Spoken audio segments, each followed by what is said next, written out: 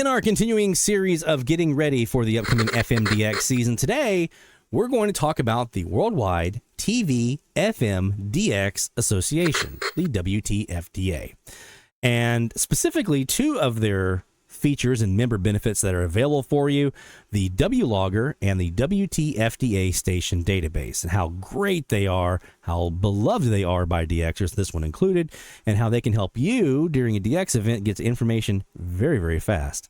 And at the same time, why a simple one-time $10 US fee might be one of the best investments you can make for FMDX. Let's do it. The WTFDA, Worldwide TV FMDX Association. I'm a huge fan of this club. My dad was a member back in the 80s, and I remember him being very active in the club back when we were in Jacksonville, Florida, here in New Orleans, and we were here as well. I remember him being very active in the WTFDA, and they provide a fantastic resource for FMDXers. Actually, more than one resource. There's quite a few. And so it's super easy. It's $10 and you're in for life. Okay. So a $10 membership and you're in for life. And if you want to be a member, and I highly recommend that you are, that way you can take advantage of all the membership benefits. All you have to do is go here to the Find Out How button on their website, WTFDA.org, scroll to the bottom, find out how, click on the link. It tells you about some of the benefits, like the WTFDA station database we're going to be looking at here in a few moments, the WLogger we're going to be looking at here in a few moments, the WTFDA Discord server, the Line of Sight DX monthly member bulletin, the groups.io group, the FMDXNA groups.io group. I mean, there's so many things here. They do giveaways where they give away new gear, SDRs and antennas and just all kinds of stuff. Like there's no reason. There's zero reason that you should say, yeah, I'm not going to be a member of the WTFDA. The price is $10 and you're in for life. Why wouldn't you, right? Especially once you see what we're going to show you here with the database and WLogger. To do the membership fee, it's a PayPal, or you can mail a check or money order to this address down here on the screen. So I highly recommend that you become a member of the WTFDA. No reason not to, okay? So we talk a bit about some of the different things they have available. Let's start with the WTFDA station database. This is a station database for anyone who wants to have detailed station information on North American FM radio stations, U.S., Canada, Mexico, Central America, and the Caribbean. Okay. You're going to see here in a second, this is super fast. I mean, crazy fast to find the information you're looking for. So I'm going to give you a couple of different use cases to kind of get your brain marinate on this. We showed you fmlist.org, okay? How easy that is to navigate, to find your stations. You go to the frequency, here's all your stations. You can kind of sort through and find what you're looking for and everything, right? Great, great resource. So is WTFDA. When I'm DXing, I have both open. I'm of the belief that a DXer should not limit themselves in any way, shape, or form by just saying, this is my tool that I'm going to use, and this is the only resource that's going to be in my toolbox. You wouldn't just put a hammer in your toolbox, because when you need a screwdriver, that hammer is going to do nothing for you, right? Or maybe you need a hammer, but all you've got is a screwdriver. Now, you can bang on the end of that screwdriver and probably get that nail in or whatever it is eventually, but the hammer is much better for it. There are times when FM list is what you need. There are times when the WTFDA station database is what you need. You may find you have a preference over one or the other. So don't limit yourself and just say, this is all I'm going to do. Use them all. I remember when all I had was an FM Atlas. Bruce Irving's FM Atlas was the only thing I had when I was DXing FM. That's all I had. So you see me now when I DX, I've got 4 monitors in my shack right now, and I've got 2 iPads, and all of them have some sort of FMDX tool open when there's an opening going on. Maps, station lists. I got WTFDA station list. I've got the WLogger. I've got the FM list. I got all kinds of stuff going on because I don't want to miss that opening, because they're so quick and so precious, and last year rare, that I don't want to miss it. I don't want to miss anything that's going on. So I need to make sure I'm on top of what's happening, right? To be able to squeeze out everything that I can out of that opening. So This is the WTFDA station database. How do you use it? Well, let me give you an example. Let's say I'm sitting on a frequency and I get a PI decode. It's 4342. Now I can type in what frequency I'm on and then go over here and type in the PI code, but I can also just type in just the PI code, 4342. That's the only thing that comes back is that one station. Now, if I'm sitting on 95.1, there you go. That's your station. If it's not, okay, if I'm not on 95.1, then it's probably a false decode, right? But you see, you can get to that information super fast. Let me give you another example here. Let me clear that out. I'm sitting on 97.1. Let's just pretend I'm a DXer in Missouri, okay? And I'm sitting on 97.1, and I hear a station call themselves B97, and I hit search. Well, there are 3 stations on 97.1 that use the slogan B97, at least in the database. One's in Hawaii. Doubt I'm hearing Hawaii from Missouri. Probably not. One's in New Orleans. One's in Ohio. So it's one of those two, probably. Depends on what other stations I'm receiving at the time, as which one's more likely. If I'm getting a bunch of stuff down in Louisiana, Mississippi, there you go. That's who it is, right? So you see, you can get to this stuff very, very quickly, and it's not even just for live DX. Cuba. I'm shocked I haven't heard Cuba yet from Mandeville, Louisiana. I mean, it's just down southeast of me in the Gulf of Mexico. So what if I want to pull up a station list so I can know what frequencies to check for to see if Cuba's coming in? I wouldn't be searching on 98.5 when I've got a local on 98.5, right? So I need to find, or, any of my other local frequencies. I need to find where they have stations and I have gaps in my band. And that's my target list. So if I think that maybe there might be some Cuban propagation happening, these are the frequencies I go check. Well, here's how you do that. Super easy. I go to country. I go to Cuba. I put my results per page as high as I can, which in this case is 3,000. And I hit search. And it's going to output for me every Cuban radio station on FM that's in the database. There it is. Now I can copy and paste this into a spreadsheet and kind of slice and dice it how I need to make my target list, right? I can sort by frequency or by power or whatever I want to do.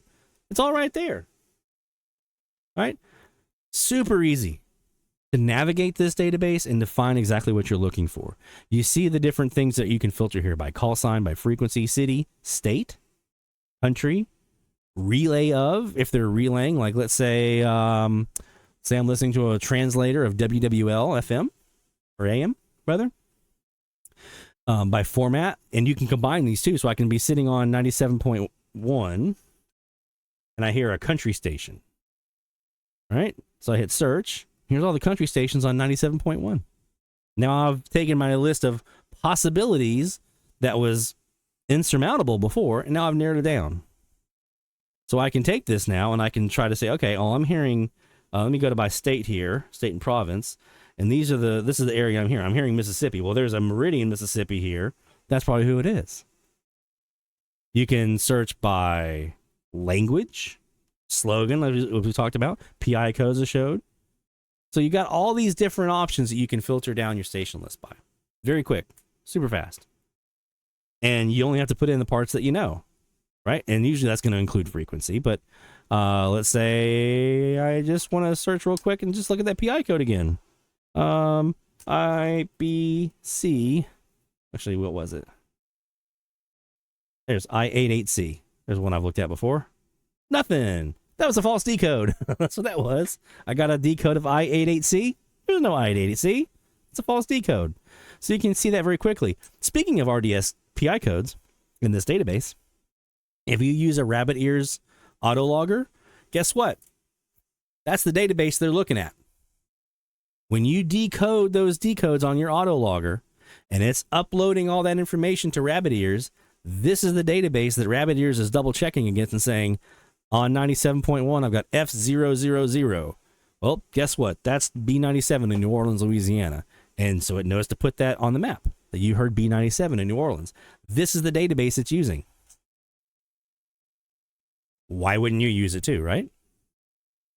So that is the WTFDA FM station database.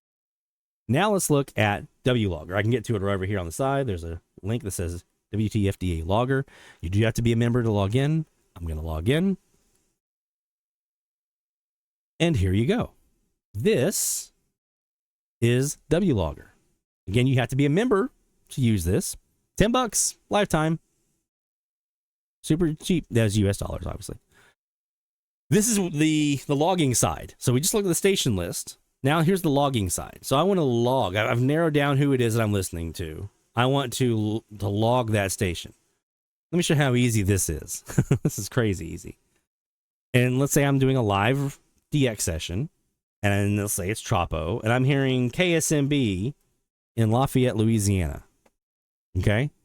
On 94.5. So I'm just going to type in KSMB, hit find. There's a station. KSMB 94.5, Lafayette, Louisiana. You can put in your comments of what you're hearing. I'm going to put in, this is...